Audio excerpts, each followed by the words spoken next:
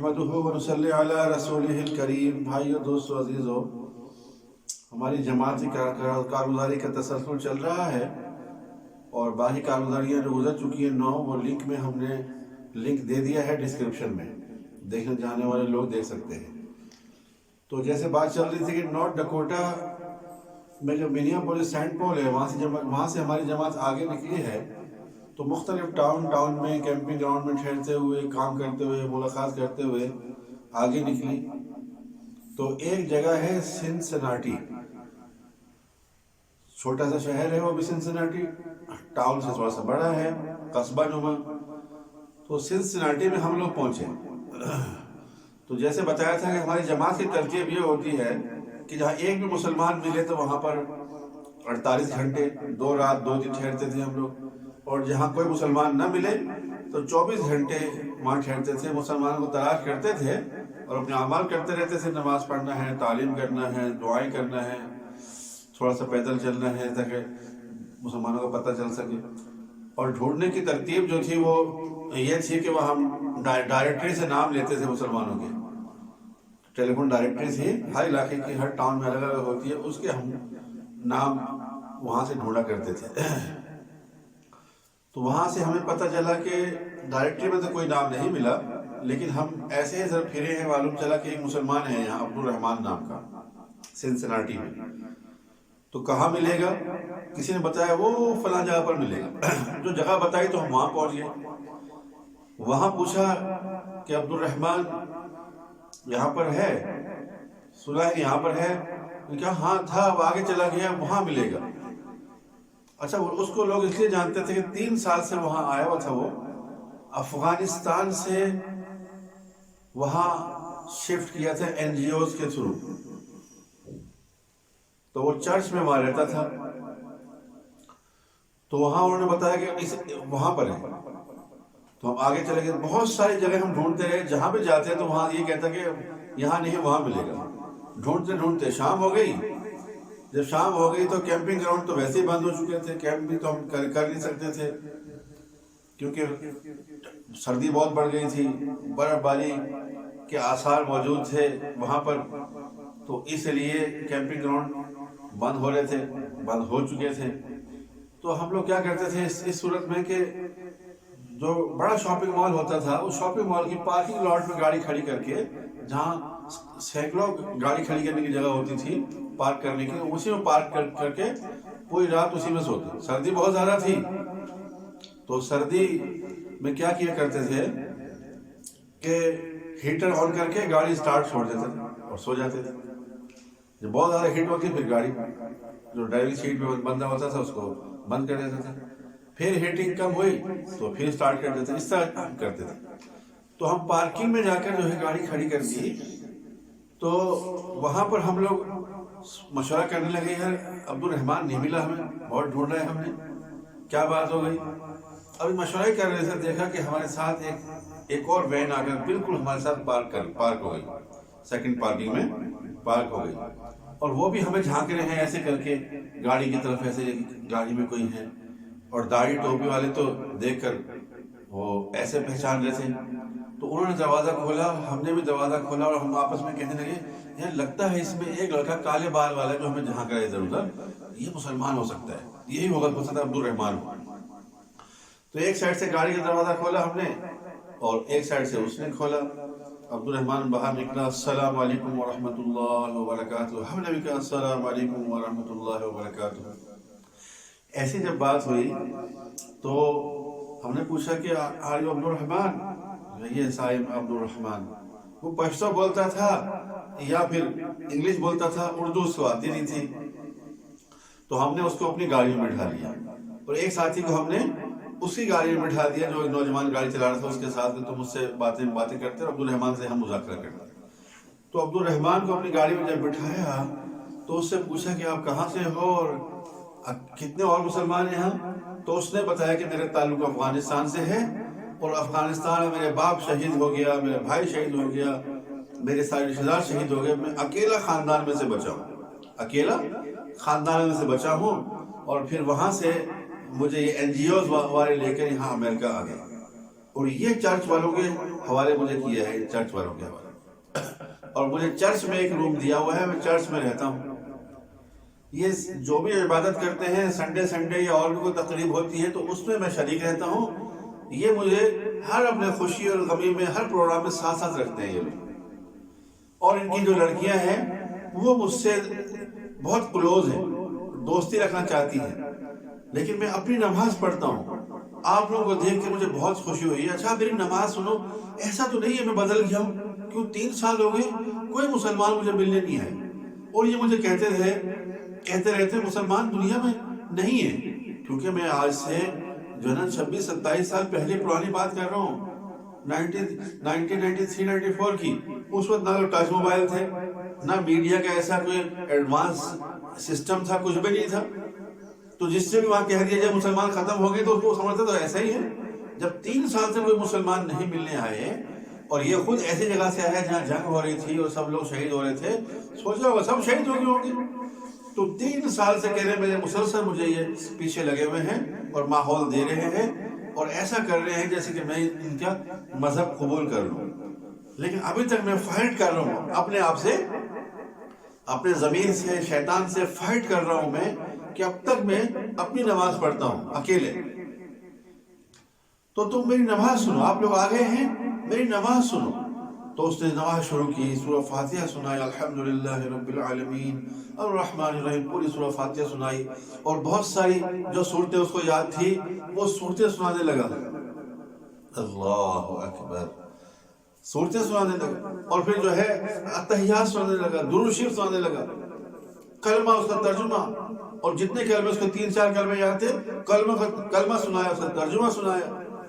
ایسے خوشیوں کو سنا رہے ہیں جیسے اس کو اپنا ماحول مل گیا ہو، اور اس کی بات کرنے کے انداز سے، آنکھوں سے آنسو جاری ہونے کے انداز سے لگ رہا تھا کہ پتہ نہیں اس ماحول کے لیے کتنے دن سے یہ تڑپ رہا تھا۔ جیسے مچھلی پانی کے بغیر تڑپتی ہے کہ میں کیسے مچھلی میں چلا جاؤں، ایک ایمان والا اپنے ماحول سے جب نکل جاتا ہے تو فوراً اس کو مسجد میں جانے کے لیے، ایمان یقین کے ماحول میں جانے کے لیے اس کی روح تڑپتی ہے کہ میں کیسے وہاں چلوں۔ لیکن 3 سال سے اس کے لیے کوشش ہوتی رہے گی کیسے کرسچن بن جائے۔ تو بہرحال وہ بڑا خوش ہوا اور گلے ملا، اور سب کو ظاہر ہماری جماعت میں کوئی کالی داڑھی والے، کچھ سفید داڑھی والے، مختلف عمروں کے لوگ تھے، کسی کو انکل، کسی کو بھائی، ایسے کہہ کر برادر، بہت خوش ہوا اور کہا کہ آپ کے آنے سے میرا ایمان تازہ ہو گیا، مجھے بتاؤ یہاں مسلمان اور کہاں رہتے ہیں، مجھے تو پتہ نہیں۔ تو ہم نے کہا یہ آپ کو غلط بیانی کرتے ہیں لوگ کہ مسلمان دنیا سے ختم ہو جاتے ہیں، آپ کے آس پاس کے شہروں میں بہت مسلمان ہیں، اور باقاعدہ جمعہ کی نماز ہوتی ہے، وہاں 5 وقت نمازیں ہوتی ہیں۔ تو انہوں نے کہا اچھا جمعہ کی نماز کہاں ہوتی ہے، مجھے ان کا پتہ بتاؤ، مجھے ان کا پتہ بتاؤ۔ اللہ اکبر۔ تو میں نے ہم لوگوں نے نارتھ ڈکوٹا کی جو مسجد تھی، منیاپولس سینٹ پال، اس مسجد کے ساتھیوں کا زبیر کا نمبر دیا اور اس کو بتایا کہ جمعہ کتنے بجے وہاں ہوتا ہے اور کیسے ہوتا ہے، تم فون پہ رابطہ رکھو ان سے، وہ آپ سے ملنے بھی آ سکتے ہیں اور جمعہ پڑھنے کے لیے وہاں جائے گا۔ تو میرے دوستوں، بھائی بزرگوں، بتاؤ اتنا دور ایک ہمارا مسلمان بھائی 3 سال سے غیروں کے ماحول میں ہے، جس پر مسلسل محنت ہو رہی ہے کہ وہ جو ہے نا کرسچن کیسے بن جائے، اپنا مذہب کیسے چھوڑ دے، لیکن جماعت کے جانے سے اس کے دل میں ایسی روح پھونک گئی کہ اس نے کہا کہ اب میرے اندر سے چاہے گردن میری اتار لی جائے جسم سے، لیکن میں اپنے ایمان کو نہیں چھوڑوں گا۔ آپ لوگ مل کے میرے اندر تو ایمان کی روح دوبارہ سے پھونک دی۔ تو میرے دوستوں، بھائی بزرگوں، اس سے ملنے کے بعد ہم 2 دن وہاں رہے اور اس کو ہم بلاتے رہے اپنے پاس ماحول میں، کیونکہ چرچ میں تو ہم نہیں جا سکتے تھے ان کے پاس۔ تو بہرحال وہاں پر جو ہے اس کو ماحول دیا، ماحول دینے کے بعد پھر اگلی ہم بستیوں میں گئے۔ تو ایک بستی میں جب گئے تو ہم کیمپنگ گراؤنڈ میں پہنچے۔ تو کیمپنگ گراؤنڈ میں ابھی ہم بیٹھے تھے، وہاں باہر کیمپنگ گراؤنڈ کے بورڈ لگا ہوا تھا، تو کیمپنگ گراؤنڈ از کلوز، کہ بھائی کیمپنگ گراؤنڈ بند ہو چکا ہے، اور اس میں ڈیٹ لکھی تھی کتنے مہینے بند رہے گا، سب ایسا تھا۔ اب وہاں بیٹھ کے کیمپنگ گراؤنڈ کے اندر تو گاڑی لے گئے ہم گھاس پر، وہاں بیٹھ کر ایک سائڈ پر چٹائی بچھائی اور کچھ ہم کھانا جو بنا تھا وہ کھا رہے تھے۔ اس کے بعد مشورہ کرنے لگے کیا کریں۔ اتنے میں دیکھا کہ ہمارے سامنے سے گھاس کاٹنے والی مشین میں ایک آدمی مشین چلا رہا ہے، اس نے ہیلمٹ پہنا ہوا ہے، چہرہ تھوڑا سا نظر آ رہا ہے، لمبا سا ایک لڑکا تھا، اور بار بار وہ مشین چلا کے ہمارے آس پاس آتا ہے جاتا ہے اور مشین کاٹ کے وہ گھاس کاٹ کے لے کے جاتا ہے. تو ہم نے کہا یہ کر لے اسٹاف ہوگا، کیمپنگ گراؤنڈ کا اسٹاف ہوگا جو گھاس کاٹ رہا ہے. تو لہٰذا کچھ ہی دیر بعد دیکھا کہ ایک لال رنگ کی ریسنگ کار، یعنی جو پتلی سی ایک چپٹی سی کار ہوتی ہے ریسنگ کار، جس میں 2 آدمی صرف فرنٹ سیٹ میں بیٹھ سکتے ہیں، ایک ڈرائیور اور ایک دوسرا سائڈ میں. تو اس کار میں، لال کار میں، بہترین نیو برانڈڈ کار جو ہے وہ ہمارے سامنے کھڑی ہوئی. جب اس میں سے ایک نوجوان لڑکا لمبا ترنگا سا نکلا اور ہمارے قریب آیا اور کہنے لگا کہ آپ لوگ سوچ رہے ہوں گے میں کون ہوں، میں وہی ہوں جو ابھی گھاس کاٹتے ہوئے یہاں سے میں بار بار مشین چلا کر لے کے جا رہا تھا نا، تو میں وہی لڑکا ہوں. آپ لوگوں کو میں نے دیکھا کہ چہرے پہ داڑھی ہے، سر پہ امامہ ہے اور مختلف عمروں کے لوگ ہیں. ایسے لوگ میں نے زندگی میں کبھی نہیں دیکھے. جیسے میں نے پہلے عرض کیا کہ میڈیا کا زمانہ تو نہیں تھا کہ سب لوگ آج پوری دنیا میں بیٹھا ہوا آدمی مسلمانوں کو دیکھ سکتا ہے کیسے ہیں، افغانستان کے لوگوں کا رہن سہن لباس کیسا ہے، پاکستان والوں کا کیسا ہے، ترکی والوں کا کیسا ہے، سعودی والوں کا کیسا ہے. تو سب کے لباس اور کلچر کو آدمی دیکھ سکتا ہے. اس وقت تو ایسا نہیں تھا، اس وقت تو میڈیا کا زمانہ نہیں تھا. کہنے کہ زندگی میں نے پہلی دفعہ آپ جیسے لوگ دیکھے ہیں، آپ کہاں سے ہیں؟ اور اس نے تعارف کرایا کہ میرا نام گائل ہے، گائل. تو ہم نے اس کو بتایا کہ ہم تو بھائی مسلم ہیں، مسلمان ہیں اور پاکستان سے آئے ہیں اور یہاں ٹورسٹ ہیں، گھومنے پھر رہے ہیں اور کیمپنگ گراؤنڈ میں ٹھہرتے ہیں ہم لوگ. تو کیمپنگ گراؤنڈ میں آپ نے لکھا ہے کہ یہاں تو بند ہو گیا، بورڈ لگا ہوا ہے، جگہ جگہ اور بھی بند ہیں، ہو رہے ہیں. کہہ رہے ہاں سردیاں شروع ہو گئی نا، تو سردیوں کی وجہ سے یہاں کیمپنگ گراؤنڈ بند ہو جاتے ہیں کچھ مہینے، پھر جب موسم ٹھیک ہوتا ہے تو پھر کھولتے ہیں. تو ان 2-3 مہینوں میں ٹورزم جو ہے وہ ختم ہو جاتا ہے، ٹورسٹ لوگ نہیں نکلتے، زیادہ برف ہوتی ہے جگہ جگہ. تو ان کو ہم نے جو پاکستان سے ہم لے گئے تھے چنگوزے، کشمش، بادام، وہ توڑ اور چنگوزے خاص طور سے جیسے ہم توڑتے تھے ٹک کر کے، تازہ چنگوزے جو ہوتے ہیں اچھے خستہ، ان کو توڑیں گے ٹک کر کے آواز آتی ہے، تو اس کو توڑ کے ہم دیتے تھے، وہ کھاتا تھا. یہ چنگوزے توڑنا شاید پہلی دفعہ زندگی میں اس نے چنگوزے دیکھے ہوں گے گائل نے. تو اس نے کہا کہ یہ کیا چیز ہے؟ ہم نے کہا دس از پائن نٹ. تو اس کو کھلاتے رہے تو بڑی خوش ہو کے وہ کھا رہے. پھر ہم نے کہا کہ یار ہم نے تو ٹھہرنا ہے، کیمپنگ گراؤنڈ آپ کا بند ہے. تو نے کہا چلو میرے ساتھ چلو. تو وہاں کیمپنگ گراؤنڈ اور ہے قریب وہاں دیکھ کے آتے ہیں، ہو سکتا ہے اب کھلا ہو، ہمارا تو بند ہو گیا، ان کا بند نہ ہوا ہو. تو ہم نے مشورہ کیا، ڈاکٹر محمود سعید صاحب جو جناح ہاسپٹل کے بڑے ڈاکٹر ہیں، آنکھوں کے سرجن اب بھی ہیں وہ، تو ان کو مشورے سے طے کیا کہ وہ ان کے ساتھ چلے جائیں. تو بیٹھنے کی ایک آدمی کی جگہ تھی تو اس میں وہ چلے گئے. تو 2-3 کیمپنگ گراؤنڈ وہاں سے دیکھ کے آئے، سبھی بند ہو چکے تھے، کوئی کیمپنگ گراؤنڈ نہیں کھلا ہے. اب گائل سے کہا کہ بھائی تم کہاں جاؤ گے؟ کہتے میری چھٹی ہو چکی ہے، 2-3 مہینے ہماری بھی چھٹی ہے اور میں تو جا رہا ہوں، ہمارا اب چھٹی میں مجھے جانا ہے، میرا اپنی سسٹم ہے. تو اس سے کہا کہ کیا خیال ہے آج کی رات ہمارے ساتھ چلو. اس نے کہا اچھا چلتے ہیں. تو دوستی ہو گئی تھی، بہت قریب ہو گئے تھے ہم لوگ. تو ہم سب نے مشورہ کیا کہاں جانا ہے. تو قریبی جو مسجد تھی جیسے نارتھ ڈکوٹا، منیاپولس، سینٹ پال جو ہم نے کہا، اس مسجد میں ہم چلے. اور وہ رات تھی عید میلاد النبی، یعنی حضور پاک صلی اللہ علیہ وسلم پیدائش کا دن وہاں منا رہے تھے لوگ. تو ہم وہاں پہنچے ہیں تو خوب خواتین کی اور مردوں کی وہاں پر بہت بھیڑ تھی. عشاء کی نماز سے قریب ہم لوگ پہنچے. وہاں پروگرام چل رہا تھا اور کھانے پینے کے بہت سارے آئٹم بنے ہوئے تھے، بہت دعوت. کیونکہ وہاں بڑی بڑی مسجدوں میں ہر جگہ ہی نیچے جو ہے بیسمنٹ میں کچن بھی ہوتا ہے، سارے کچن کی چیزیں، فریج ہے اور ایسیسریز سب چیزیں ہوتی ہیں. اور بڑا سا جیسے ہال ہوتا ہے وہاں میٹنگ بھی ہوتی ہے اور جماعتیں وہاں ٹھہرتی بھی ہیں، پروگرام بھی ہوتے ہیں، کھانے پینے کی ساری دعوتیں وہاں پر ہوتی ہیں. تو سب لوگ وہاں جمع تھے اور ہم بھی بہت خوش ہوئے، اتنے لوگ کی گیدرنگ مل گئی. اور یہ گائل بھی بہت خوش ہوا. اور جیسے میں نے عرض کیا تھا کہ وہاں سے کیلگری سے 2 لوگ ہمارے ساتھ چلے میں چل رہے تھے اور محمد عیسیٰ جو منیاپولس سینٹ پال سے نیو مسلم تھے وہ بھی ہمارے ساتھ چلے میں چل رہے تھے، یہاں پر جماعتیں موجود تھے ہمارے ساتھ. تو وہی رات تو قیام کیا، گائل کو نیند نہ آیا ساری رات. میں کہا میں سو جاؤں کہ لیکن بہنیں یہ माहौल जो यहाँ देख रहा हूँ, ये माहौल मैंने जिंदगी में कभी नहीं देखा, मुझे बहुत अच्छा लग रहा है, इसलिए खुशी में मुझे नींद नहीं आ रही।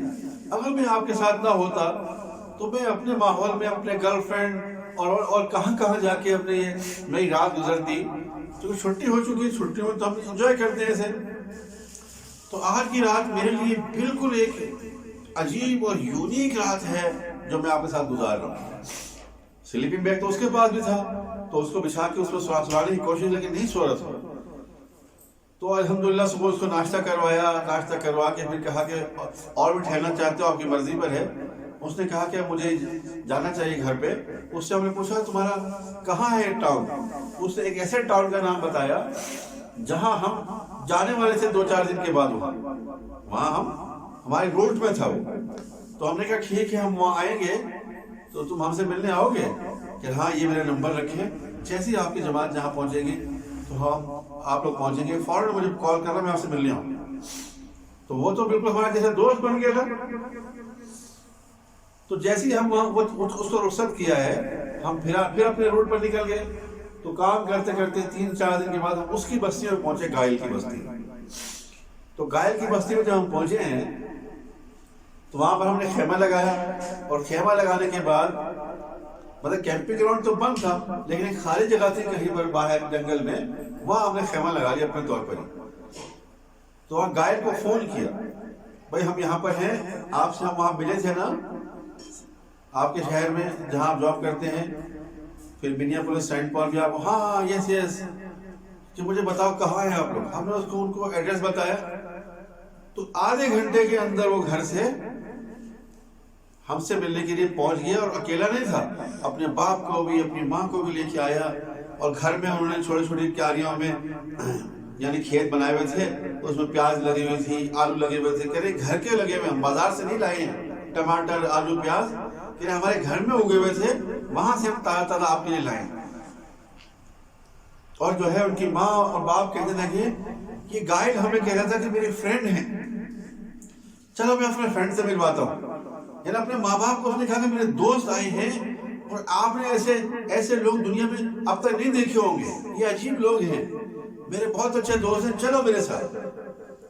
तो अपने मम्मी डैडी को अपने साथ लेके आया गाड़ी में, उनकी बड़ी वैन में लेके, वहां बैठ करके हमारे साथ बैठे, चाय पी और जो भी हमारी चीजें खाने पीने को उनके लिए भी रखी। तो उनके माँ बाप फिर पूछने लगे आप कहाँ से हैं, कैसा है इंटरव्यू, हमने बताया। तो उसकी माँ ने बताया कि वो समझ गई कि हम भी इसी मिशन में हैं, हम क्रिश्चियनिटी के लिए हम लोग मेहनत करते हैं इस तरह, तो आप भी लगता है कि वही मिशन है आपका। हमने कहा हमारा मिशन तो ये है कि हम सिर्फ घूमने आए हैं, और अपने मुसलमान भाइयों से जो मुसलमान हैं उनसे हम मिल लेते हैं। अब गायल है या आप लोग मिल गए तो अलग बात है, तो लेकिन हम अपने लोगों से मिलने की तरतीब में रहते हैं। तो बड़े हैरान हुए वो देख करके कि ना आप लोगों के सर पे ये जो पगड़ी बांधी हुई कितनी अच्छी लग रही है, दाढ़ी, ये लिबास हमने कभी देखा नहीं है, लेकिन बहुत अट्रैक्टिव फेसेस हैं आप लोगों के, आपके चेहरों पे बहुत अट्रैक्शन है, बहुत कशिश है। उनके वालिदैन बहुत खुश हुए। फिर गायल को हमने कहा कि हम आगे जा रहे हैं, आगे तो हम कहीं जाके आपको फोन करेंगे तो मिलने आइएगा ना, अब तो छुट्टी है आप लोगों की। गायल ने कहा ठीक है, मैं जरूर आऊंगा। तो वहां से रुखसत होकर हम लोग आगे चले गए, जो बस्ती में और कोई मुसलमान नहीं था, तो वहां से हम आगे गए। तो जाते जाते हम 2-3 दिन के बाद ऐसी जगह पहुंचे हैं जहां पर पहाड़ थे, और बड़े लंबे लंबे दरख्त लगे हुए हैं। पहाड़ के दामन में हमने खेमा लगा लिया। कैंपिंग ग्राउंड जैसे बताया बंद थे, वहां हमने खेमा लगा लिया, धूप भी निकलती थी। वहां बर्फबारी थोड़ा सा अभी स्टार्ट होने वाली थी, सर्दियां तो बढ़ चुकी थी। तो वहां हमने खेमा लगाया, और वहां गाइड को हमने फोन किया, गाइड हम यहाँ इस जगह पर हैं। तो वो तो मुकामी लोग हैं, लोकेशन में उनको पता चल गया। तो उसने फिर क्या किया कि वो गाइड आया, उसकी बस्ती से 500 किलोमीटर हम दूर थे। देखो मोहब्बत देखो कैसी हो गई। 500 किलोमीटर ड्राइव करके वो हमारे साथ हमारे पास हमसे मिलने के लिए आया गाइड। वहां पर जो हमारे साथ एक हैसम था कैलगरी से, वो फलस्तीन से ताल्लुक था, उसका अरब था। उस वक्त तो वहीं का नेशनल बना हुआ था, फैमिली सब वहीं थी। तो वो अपनी गाड़ी लेकर चल रहा था, वो शिकारी था, वो अक्सर शिकार किया करता था, शिकार। اب ان دنوں میں کیا تھا کہ جب کیمپنگ گراؤنڈ جیسے ٹھنڈک شروع ہوئی ہے تو ہرن لوگ بھی، یعنی ہرن بھی باہر کیمپنگ گراؤنڈ کے باہر جہاں پھرتے تھے، ہم کیمپنگ گراؤنڈ میں بیٹھے رہتے تھے تو ہرن ہمارے دائیں بائیں آ کے پھرتے رہتے تھے. لیکن جو اس سیزن میں شکار کرنا منع تھا. کچھ مہینے ایسے ہوتے ہیں جس مہینے میں ہرن کا شکار منع تھا، ان دنوں میں منع تھا. لیکن ہیثم اپنے ساتھ شکار کے لیے ایک تو بندوق استعمال ہوتی ہے، ایک تیر استعمال ہوتا ہے، تیر کمان. تو بندوق کی تو آواز آتی ہے پھر زور سے، پتہ چلتا ہے کسی نے فائر کیا ہے، اور یہ سیزن جو ہے نا وہ شکار کے لیے منع ہے. تو بندوق نہیں لایا تھا، تیر کمان اور اپنے ساتھ وہ رکھ کے لایا تھا گاڑی میں. تو اس نے کہا امیر صاحب میرے پاس یہ ہے، اور یہاں جنگل میں بہت سارے جو ہے نا ہرن مل سکتے ہیں، شکار کریں. تو ہم نے مشورہ کیا کہ کیا کریں. سب ساتھی نے کہا ٹھیک ہے امیر صاحب، یہاں مسلمان کوئی اور ہے نہیں ہے، چلو شکار کر لیتے ہیں. تو دو ساتھی، ایک میں اور ایک ہمارے محلے کے ساتھی جاوید اور ایک ہیثم، یہ تین ساتھی ہم لوگ چلے گئے پہاڑ میں، پیدل تیر کمان لے کے چڑھے ہیں. وہاں ہرن دور دور سے نظر آتے ہیں، کھڑے ہیں، اور ہمیں دیکھ کے اتنا دوڑ، ہرن کی رفتار اتنی تیز ہوتی ہے کہ اس کو پکڑنا بہت مشکل ہے. ایسے بھاگنے ادھر ادھر، لیکن پکڑا ہی نہیں دے رہے. پھر ہم پہاڑ میں چڑھتے چڑھتے اوپر گھنے جنگل میں اوپر پہنچ گئے، جہاں فصلیں اور پودے بھی تھے ایسے، جہاں چھپنے کی بہت جگہ تھی. تو وہاں اندر سے ہرن کی ایسا لگتا تھا کہ ہرن ہے. اور ہرن جو ہے کچھ براؤن ٹیل والی، کوئی وائٹ ٹیل والی، کوئی بلیک ٹیل والی، الگ الگ ان کی دمیں ہوتی تھی، بڑے خوبصورت. تو ہیثم کو ہم نے کہا کیسے شکار کرو گے؟ اس نے کہا امیر صاحب دیکھتے جاؤ میں کیا کروں. چونکہ شکاری تھا، اس کو ایسے ٹیکنیک سے شکار کرنے کی کہ وہ چھپ کے جھاڑی میں ہم کو کہتا تھا آپ بھی نیچے چھپ جائیں، پتہ نہ چلے ہم کہاں ہیں. تو منہ سے سیٹی مارتا تھا، اور ایسے انداز میں سیٹی مارتا تھا جیسے ہرن کا بچہ رو رہا ہو. جیسے انسان کا بچہ روتا ہے تو بچے کی ماں تڑپتی ہے اس کو، جو ہے نا وہ کہ میرا بچہ کہاں رو رہا ہے. یہ کوئی اور بھی عورت ہوگی تو بہت زیادہ رونے کی وجہ سے کہ یار کس کا بچہ رو رہا دیکھنے نکلتی ہے. تو ایسے وہ سیٹی مارتا تھا عجیب انداز میں جیسے ہرن کا بچہ رو رہا ہو. اب ہم تو نہیں مار سکتے، لیکن اس کو ٹیکنیک تھی. تو ایسے سیٹی مار رہا تھا، بہت آواز گونجنے لگی جنگل میں، ہم سب چھپے ہوئے تھے نیچے. تو اتنے میں جو ہے نا وہ جیسے یہ بچے کے رونے، ہرن کے بچے کی رونے کی آوازیں گونجنے لگی، تو وہاں سے ہرن دائیں بائیں سے آنے لگے نکل کے بچے کی آواز سن کے. کہنے امیر صاحب یہ ہماری ٹیکنیک ہے کہ چھپے ہوئے ہرن کو باہر لانا سامنے تاکہ اس کا شکار کر سکے. ہم اس طرح لاتے ہیں. تو ہرن جیسے ہی سامنے آئے تو اس نے تیر سنبھالا اور تیر مارا ہرن کو، تو شکار ہو گیا. تو پھر جب تیر لگ گیا تو زخمی ہو گیا، بھاگ نہیں سکتا اتنا، پھر پکڑا جاتا ہے. ورنہ تو ویسے تو ہم کتنا دوڑے ہرن کے پیچھے، پہلے ہی باہر اوپر آنے سے پہلے ہی نہیں پکڑا گیا ہو. کہنا امیر صاحب یہ تیر کمان اس لیے ہم رکھتے ہیں کہ آج کل بندوق سے تو شکار کرنا مشکل ہے.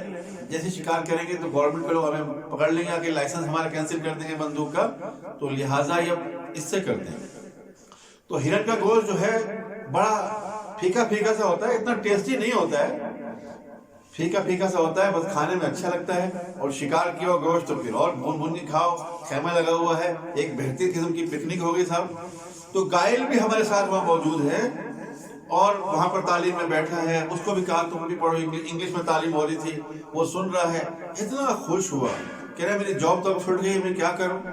اس کو پھر وہ ہیثم چونکہ ہمارے ساتھ سے شکار کرنے والا، اس کو اس نے کیلگری میں اپنے ایک ساتھی کے پاس بھیج دیا کہ بھائی جاؤ وہاں پر جا کر تم جاب کر لو، تاکہ وہاں ماحول بھی رہے گا. جیسے ابھی ایمان والوں سے متاثر ہوا ہے، وہاں پر جائے گا تو ماحول میں رہے گا اور اچھے مسلمانوں کے اخلاق دیکھے گا. آستہ دعوت بھی چلتی رہے گی. ہو سکتا ہے کہ اللہ پاک اس کے ایمان کو جو ہے نا بدل دے، یہ ایمان قبول کر لے اور صحیح رخ پر سے زندگی آ جائے. تو اس کو وہاں روانہ کریں. تو بعد میں پتہ چلا کہ وہ قائل تو الحمدللہ اس نے جو ہے ایمان قبول کر لیا. تو میرے دوستو بھائی، یہ شکار کا واقعہ بھی آپ نے سنا دیا. تو اللہ کے راستے میں نکل کر ایسے موقع آتے ہیں کہ کتنے لوگوں کے ایمان بدلتے ہیں. اور حضور پاک صلی اللہ علیہ وسلم کی زندگی اور ان کے آپ علیہ السلام والے اعمال جب ایمان والے کریں گے، ان کو دیکھ کر غیروں کے ایمان ہل جاتے ہیں اور وہ قریب آ جاتے ہیں. پھر اللہ پاک چاہتے ہیں تو ان کے طلب کی وجہ سے ان کو ہدایت عطا فرما دیتے ہیں. تو یہ تھا ہمارے ایک شکار کا واقعہ جو آپ حضرات کے سامنے ہم نے رکھ دیا. اس ویڈیو کو لائک کریں، چینل کو سبسکرائب کریں اور بیل آئیکن کو ضرور دبائیں.